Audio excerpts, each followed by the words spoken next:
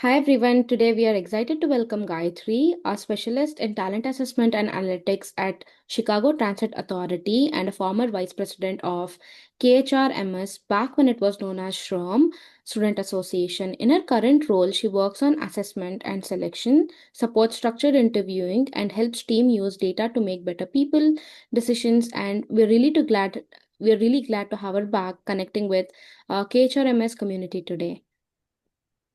Thank you so much for having me, Sham. I'm always happy to be back at DePaul and just to give back to the community that gave so much to me.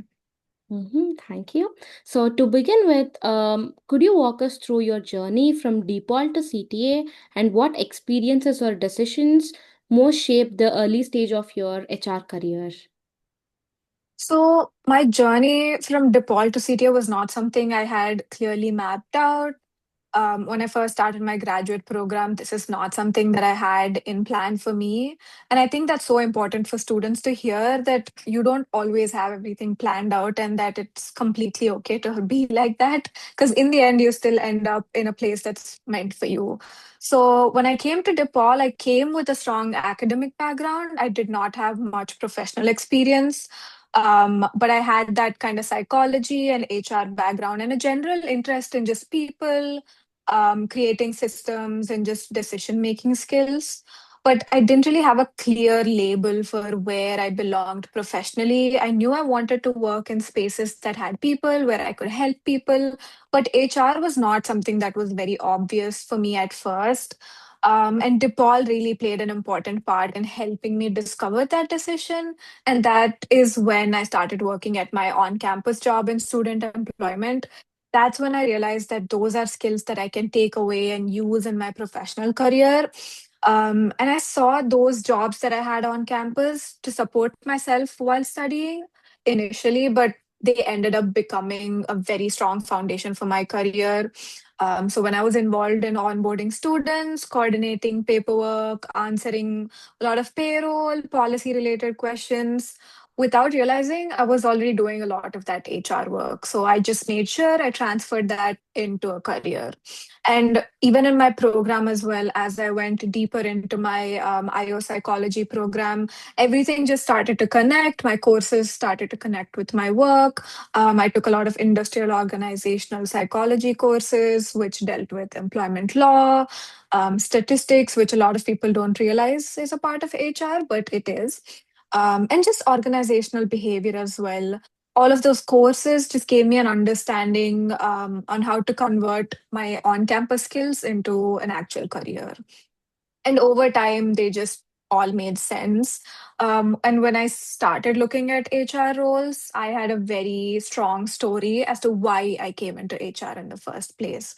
So CTA naturally became a great step for me because I was really interested in large scale organizations, public service, just very high volume hiring. And just the idea of working in a system where HR decisions can affect thousands of employees, literally, and even the city by an extension, because I do work for a public sector organization. It just was incredibly meaningful to me and it felt like the perfect next step. But looking back to like early stages of my career, it wasn't really one big thing that led me to land here, but more of just consistently saying yes to learning, things like reflecting on what I'm good at, and being open to growth. It's okay to stray away from what you initially thought you had planned, but just going with the flow and doing what's right for me and also reflecting on skills, because as you go through your program, as you go through these on campus jobs, you grow a lot professionally and personally. So just listening to those and being intentional about stuff you do is what I feel like lands you in the right career. Thank you for answering that. I would agree that knowing your foundation, that you were interested that people is your forte, and building on it, maybe like working hard towards your skill set in earning skill sets. So Mhm. I would agree. Thank you for answering that. And could you explain us what was one challenge you faced in securing your first internship or HR role as an international student, and what Mhm. specific action or approach actually helped you overcome it? I think I might be saying this a lot throughout this podcast, but just being intentional about your actions and not just doing it for the sake of doing it. International students face a lot of challenges, but if I had to focus on one thing, I think that would be just navigating that employer uncertainty around work authorization, because especially with the changes that are happening, most people don't lack the skills or experience, but it's the work authorization fear that employers have that might be a hurdle for you, which will make it hard to cross it. So, in many cases, I never even made it to the interview stage, even though I had all of the experience, I met all of the responsibilities that were being asked of the job, just because I couldn't explain it to them that I do have the required work authorization. And I know that's really frustrating when employers don't give you the chance to talk to you because you know you're right for the job, but you don't always get the chance to explain that. And that's something I experienced for a long time. So I decided to make a switch early on in my job search because I didn't want to keep trying something that wasn't working. So I realized that waiting for employers to understand was not working. And I needed to take control of that narrative that I'm an international student, I need sponsorship. I wanted to make it clear up front that I needed to communicate to them that I have the required work authorization. So, what really helped me was just communicating clearly and confidently. First step is definitely knowing all the rules yourself. You have to be prepared in order to convince someone or to explain to them what you need. If you're not prepared, you will not be able to convince your employers as well. So I became very clear instead of hesitating or instead of saying, oh, I'm on an F1 visa. I was just very clear and confident. I wouldn't apologize for it. I just became very clear that yes, I am on an F1 visa. These are all the things that are required of me.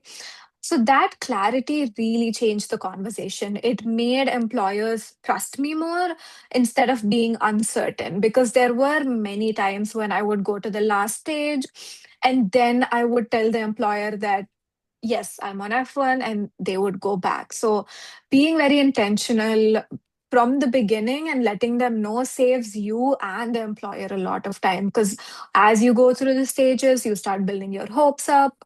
But it's not very fun to lose out on that chance in the end. So just I became more strategic when I applied itself, either in my cover letter, or even when I would reach out to the recruiter. I clearly mentioned that I need OPT, which requires no sponsorship at all.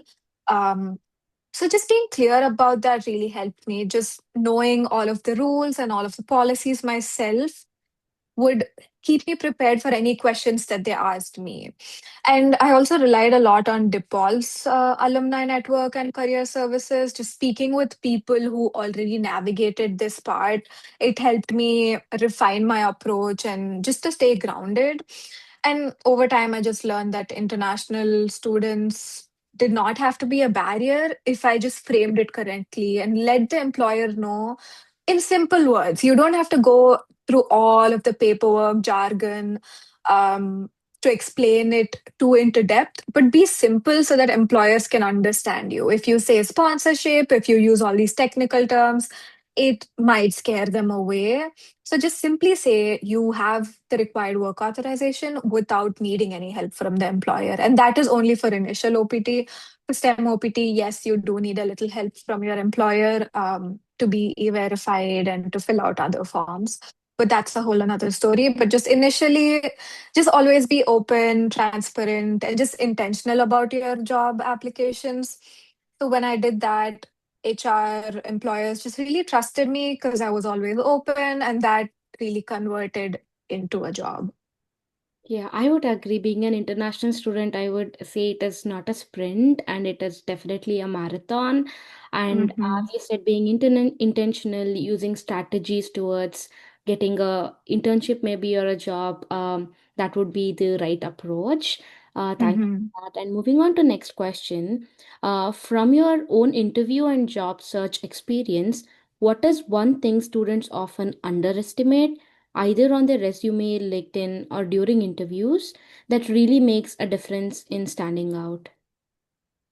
That is something that's really important because as someone from the HR industry, myself, you really have to stand out. Like thinking from the HR perspective, imagine you're seeing 1,000 resumes and they all look the same. No one will want to look at your resume. So I think the most underestimated thing is the ability to clearly tell your story and to stand apart from the crowd.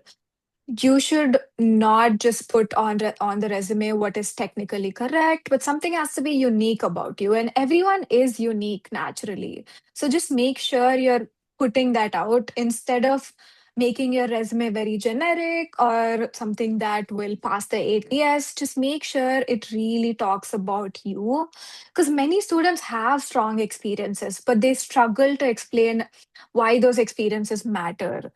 So resumes often just look like a list of responsibilities, and interviews look too planned nowadays instead of thoughtful conversations. Interviews are supposed to be a conversation with the employer. It's for you to learn more about the role as well, not just to list everything that you did that's already on your resume. So just be unique, just truly talk like yourself. And if you're really passionate about the position, I feel like that comes out naturally. Just talk about why you're here and why you're passionate and why you want to do what you do. So, just having that kind of clarity and reflection on why you're doing what you do helps a lot. And that's something I realized later on as well. Because initially, I would just list out what's on my resume, and that's just very generic and robotic. So just going with why I started talking about more of my story, where I'm from, why I ended up here. And when you do that, you really stand out because that's unique. No one else has gone in the path that you have. So just talking about your story, that's when hiring managers really understand how you think, how you approach problems, how you learned from your experience. That is something that attracts hiring managers. And when you explain the context behind your work, why you made the decisions you did, and what you learned, it really creates a lasting impression.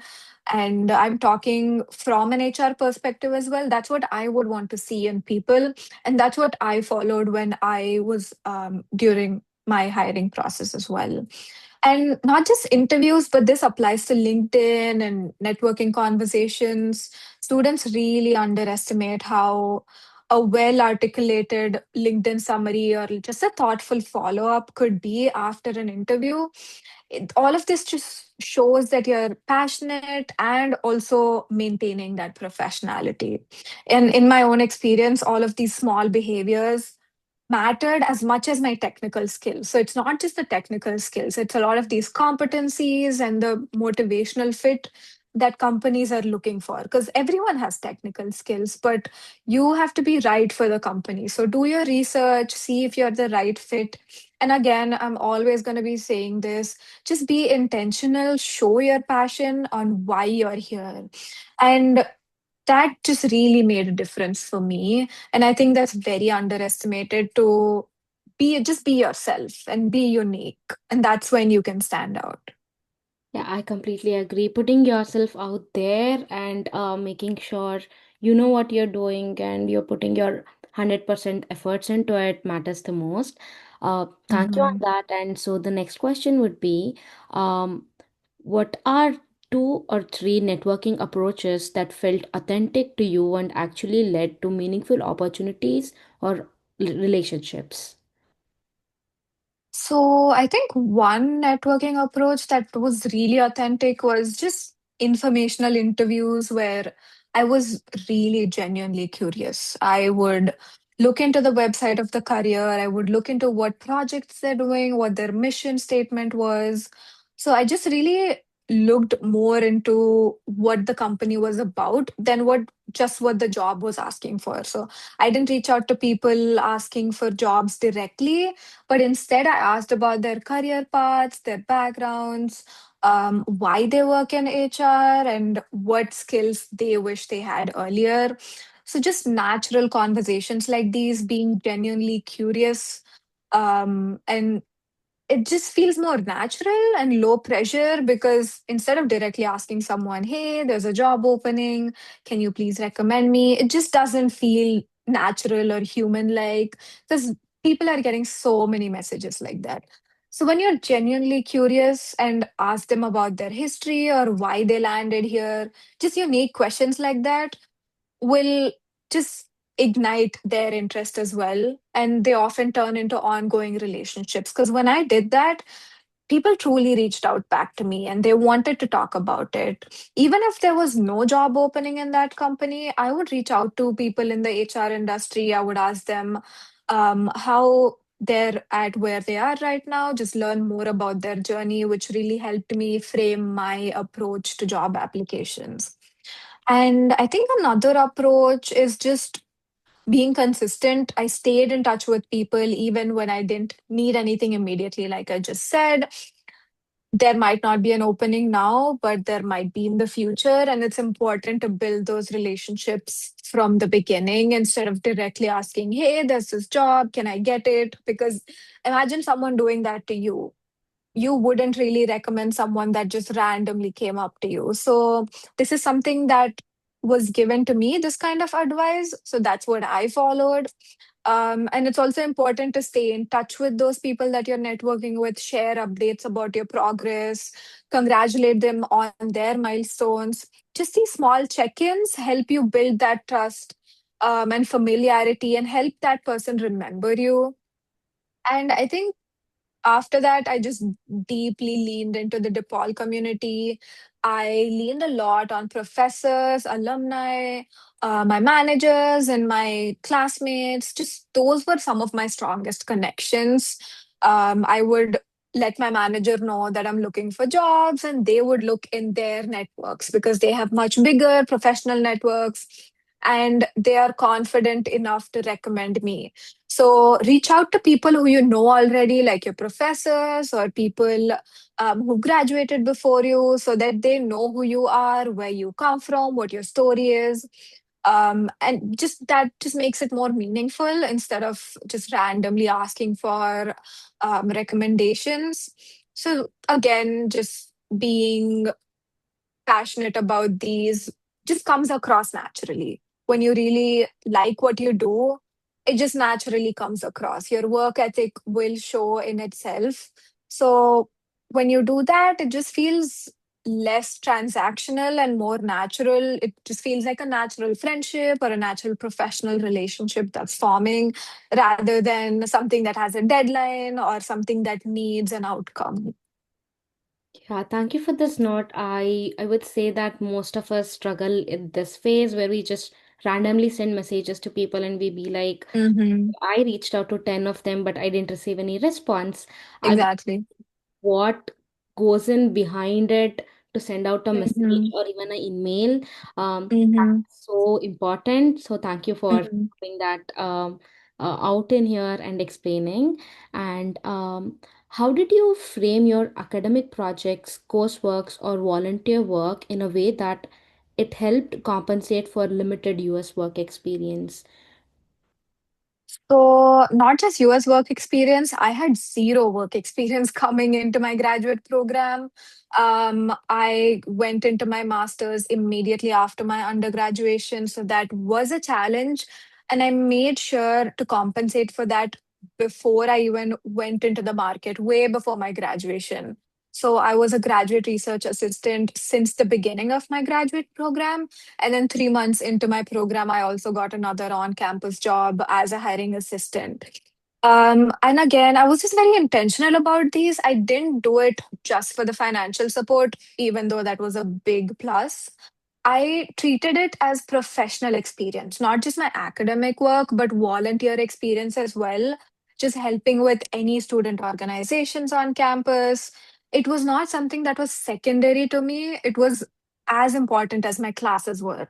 It's not less valuable. Any chance that you get to volunteer, all of these you can put on your resume and show as real life experience that you have. So coming from someone who does not have any experience and got a job before even graduating, I think that says a lot that you have to really volunteer, go out there, be intentional, and treat these jobs as real life experience and not just something that you're doing for the sake of it. So instead of listing just course names or assignments that I did, I focused more on the skills and the outcomes associated with each of these experiences or each of these classes. So, if a class that I took had data analysis, instead of just saying data analysis or advanced statistics, which was the class I took, I talked about the software that I used or the size of the data set and the type of decisions that the analysis led to. Just doing those things showed what I really had skills in instead of just listing the name of the class because every university is different. The hiring manager does not know what is taught in your class. So just mention what you took away from that class instead of just the name. And I think group projects as well, they had a lot of collaboration, communication, and problem solving involved. Again, all of these I highlighted my role within the team. You can use all of these skills in your resume, how you manage deadlines, how you resolved any challenges, and that really helps employers see that I could function effectively in a professional environment even if it was academic. All of these are transferable skills that you could actually use. And again, volunteering work was really important in strengthening my profile because it shows that you go out of your way to do things. You do things that are not just required. Classes, everyone takes classes, but when you join student organizations and you have leadership positions in on campus, these just show that you're going out of your way to build your skills. So I really framed those experiences, just showed that I had coordination, that I could manage classes, and I could manage all of these at the same time and successfully as well. It shows that you're accountable and that you can communicate really well because to manage all of these things, you need really strong communication. So I never ever backed away from unpaid work or informal work because even if it's unpaid, the responsibilities that you get are real. So that's how Sham and I met as well, because I was a mentor for international students. So just doing these things really help you build your skills without you even realizing it. When I went into it, I didn't realize that I would get good at communication. And trust me, that was not my forte. I was not a good communicator, but just putting myself out there, build it so naturally that people don't believe that it is my first job. A lot of my managers are shocked that I am at my first job right now. They believe that I came with a lot of experience. So just put yourself out there, go out of your comfort zone, and naturally you will build those skills. So working with diverse groups as well just teaches you so many things. But yeah, DePaul's curriculum, DePaul's opportunities really helped me become that person. Mhm.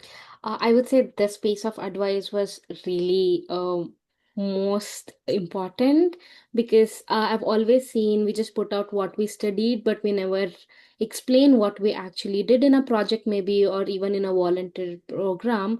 Hmm. As you said, a hiring manager would never know what we studied until and until we specify the skill set and explain it out there. So, Hmm. really, thank you so much for that. That was really helpful. And moving on to next question, what emerging HR trends, whether in analytics, talent acquisition, employee experience, or complaints, do you think HR students should start preparing for now? I think one of the most important trends that I'm seeing right now in HR or analytics is decision making. HR is just moving away from more of that paperwork, fixed evidence based practices. Students should really be prepared not only to work with data, but how to interpret it, how to question it, and how to explain it in a meaningful way to stakeholders or people from non technical or non HR backgrounds.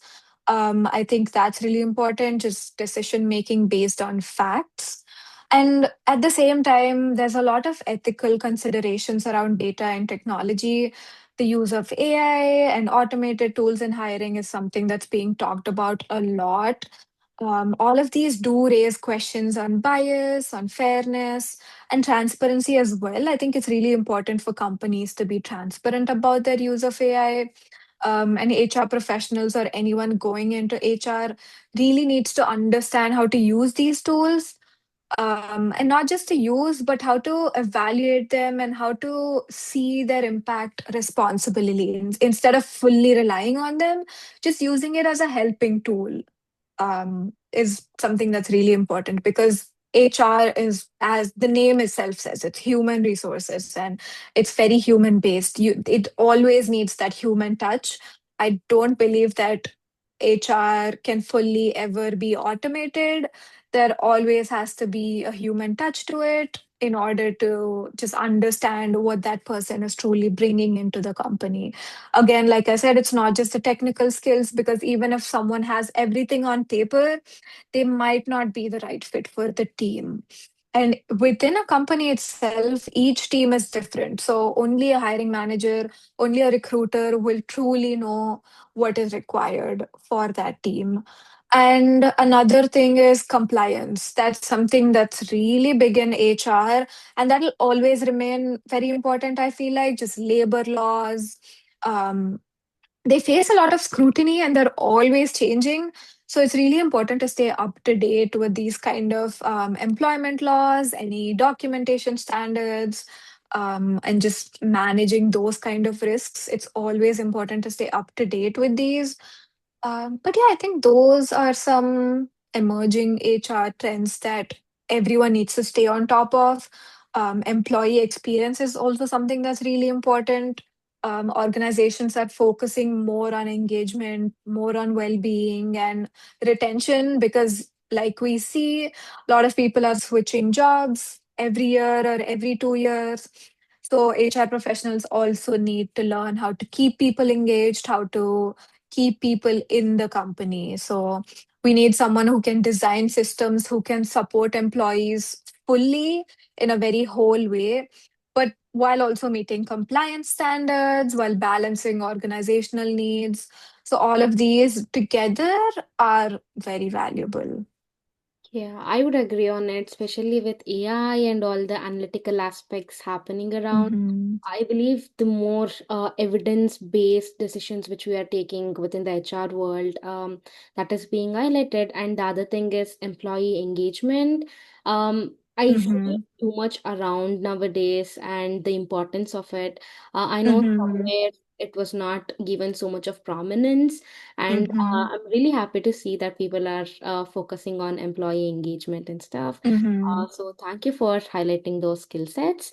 And this being the last question, so if you could give just one piece of very practical advice for all KHRMS club students and MSHR Mm-hmm. students trying to land their internship or even their first job within the HR world, what would that be? I think very similar to what I previously mentioned, just focus on building a clear and honest narrative for yourself about your experiences. Don't wait until you have that internship or a specific job title to start defining your professional identity. It can come from anything. Every small experience you have can contribute to your story. Like I said, a small class, a small group project can really show that you learn something through every experience. All you have to do is just learn how to present it thoughtfully in a way that's shown to HR or hiring managers. And be intentional in how you apply. Do not just apply to 100 jobs a day because that will not take you anywhere. That's something that I followed as well. I focus more on quality applications more than quantity because even if I applied for just 2, 3 jobs a day, I made sure to apply to jobs that I knew that I would be the right fit for. And that saves my time, that saves the HR's time, and it increases your chances as well, I feel like. So just tailor your resume to fit the job, prepare for interviews, just follow up in a very professional way, but be patient as well because HR as well, talking from an HR perspective, it's extremely high volume right now. We get so many applications, so it does take some time. And always, always remember that rejection is a part of the process. It does not reflect your worth or your potential. It's just a part of the process because there's just too many people out there and limited number of jobs. But I always believe that what is meant for you will come for you. Every time I got a rejection, I would always think that it's not meant for me and that it happened for a reason. So always, always remember that, because in the beginning, I know how hurt I used to be when I got a rejection, but just keeping in mind that what is right for you is coming along. If something's right, everything goes in the right way. Like, you keep going to next interviews and you get the job offer. It just all happens really smoothly.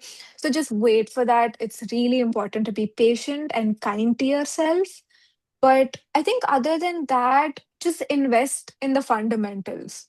People always talk about doing extra things or standing out, but some of these fundamentals are something people forget about. Just having strong communication, organizational skills, and just basic curiosity, it'll take you further than just chasing some kind of title. So if you consistently show up, if you're curious, if you're open to learning, and reflecting on your growth, all the right opportunities will automatically align without you even knowing. So just focus on those fundamentals, be honest with yourself, be honest with any HR person that you talk about, and it truly comes across. It might not feel like it will, but when you're honest, even if you don't have a lot of experience, talk about why you're in this field, your intentions, and I promise it will truly show. Perfect. Thank you so much for all the guidance and all the advice you gave to all the students and even those incoming students. I feel this piece is really important.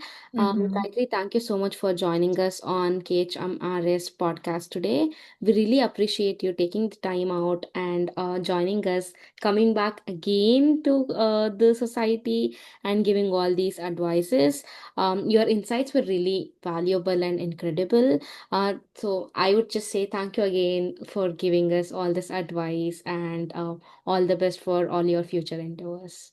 Thank you so much. Thank you so much for having me. This is advice that I would have wanted to get when I was a student. So I'm always happy to give back.